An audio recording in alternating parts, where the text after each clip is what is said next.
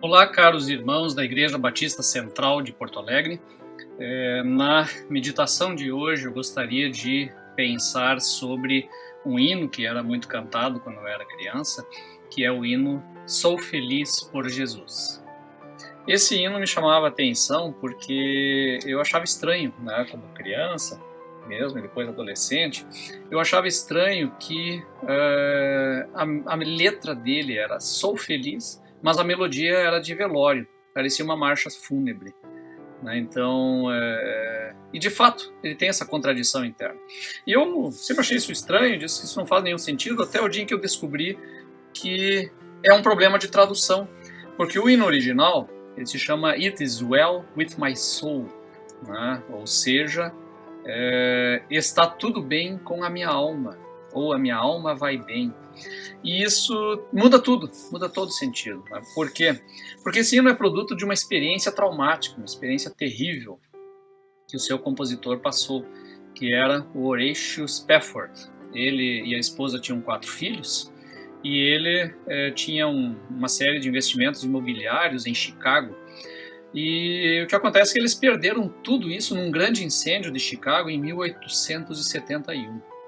E eles passaram 2 anos trabalhando muito, até que, já cansados disso, resolveram tirar férias na Europa. Então a esposa e as 4 filhas embarcaram num navio para a Europa e ele iria finalizar uns negócios e seguir adiante. E o navio sofreu um acidente e naufragou, e as 4 meninas morreram, sobrou só a esposa. Então o Horatio depois ele seguiu para a Europa e passou, né, pelo local em que foi o acidente, e disseram para ele, olha aqui que elas morreram. E então ele, diante daquele trauma, daquele sentimento, ele compôs esse hino, que diz no início, né, quando a paz como um rio se coloca em meu caminho, quando as tristezas como o mar agitado rolarem, qualquer seja a minha sorte, você me ensinou a dizer, está tudo bem com a minha alma.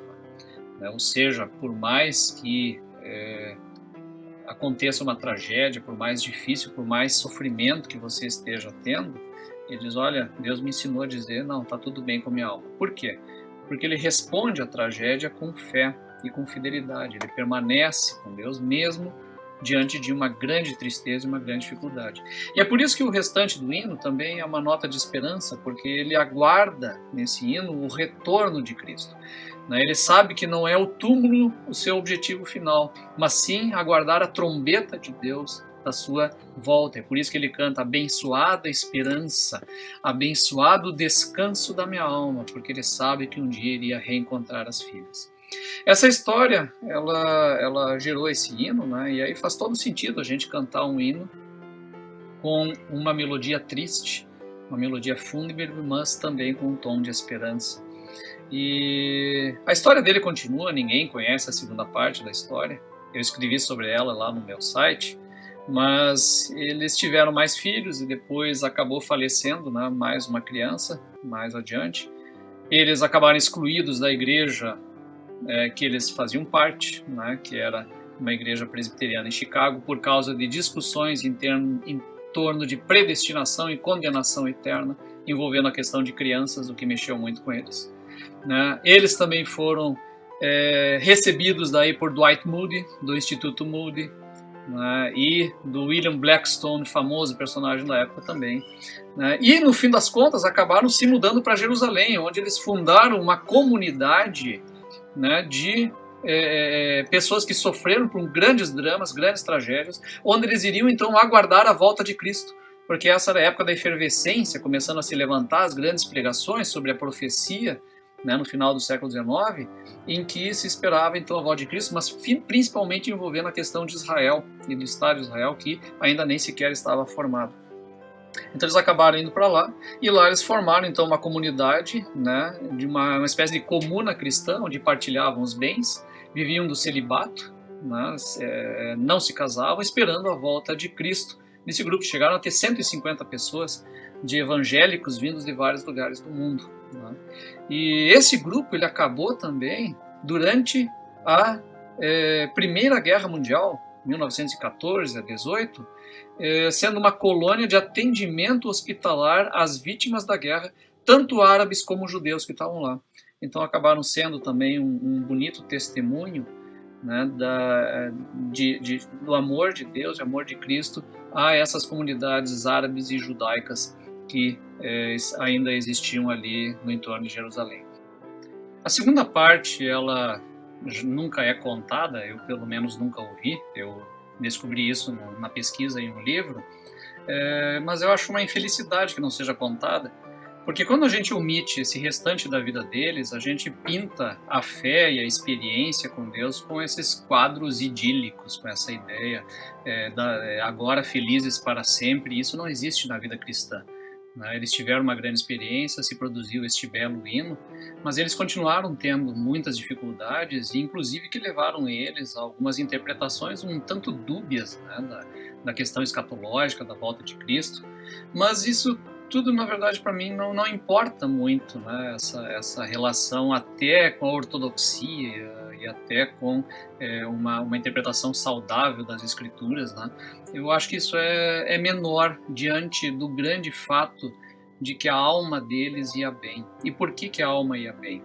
Não porque não havia sofrimento, ela estava bem, não porque eles estavam teologicamente completamente alinhados e corretos, não era nada disso, né? A alma estava bem porque eles permaneceram fiéis a Deus, permaneceram com a esperança deles em Deus, e é por isso que esta alma ia bem, né? E é isso que eu acho que nós precisamos guardar, e me parece que é nesse sentido que o salmista geralmente opera, né? Mesmo no sofrimento, mesmo na angústia, eles consideram que a alma segue bem porque eles continuam com a esperança e o foco deles em Deus. Então eu gostaria de concluir lendo o Salmo 116, que trata também, né, dessa questão do aguardar e suplicar pela providência e pela salvação divina. Que ele diz assim: Amo o Senhor, pois ele ouve o clamor da minha súplica. Inclina seu ouvido para mim, eu o invocarei enquanto viver.